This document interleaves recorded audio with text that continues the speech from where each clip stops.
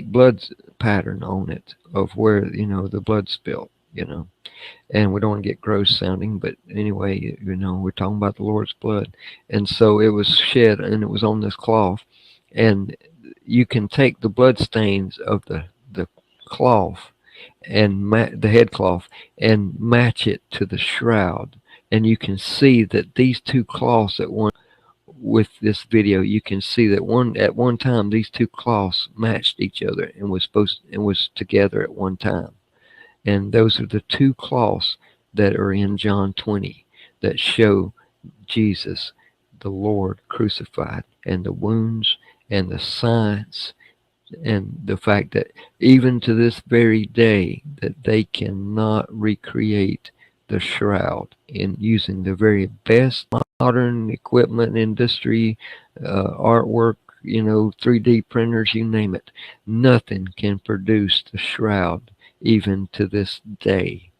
So it can't be fake. It can't possibly be fake. I like what the guy said on one of these videos is that no 7th century painter could ever have thought of the use of an ultraviolet camera in the 21st century and would have been so clever that he could have hid his paint pigment and all these things from an ultraviolet camera that would come along and test the shroud one day. He said that would be impossible. And that's true. They couldn't possibly have known and done something in the 7th century that good that would have um, been so able to fool modern science. Now, also, let me mention this, is that the Sidorium cloth has been dated historically in this church. And thank God for the Catholic Church. They keep their churches going for hundreds of years. But here we go with the fact that this church has had this cloth since 700 AD. Now, since it matches the shroud, blood type and all, stains and all, then we know then that you can take, even with the carbon dating issue, from the 14th century back to 700 AD because of the Sidorium cloth.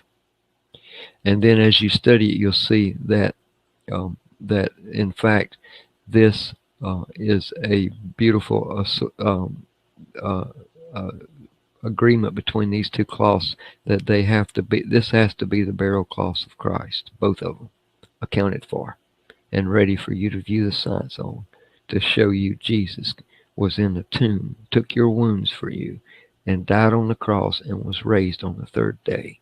It proves the resurrection, my friends. Okay, now let me take it one final step further. In the second video before mentioned, where all the science is and the textual issue is, the Shroud of Turin, amazing proof of the resurrection of Christ. In this video, a Brazilian artist who did sculptor work decided to take all the attributes of the 3D imaging of the cloth and produced a life-size replica of 3D holographic image of Jesus Christ. And you can see him in all his glory, wounds and all, from head to toe.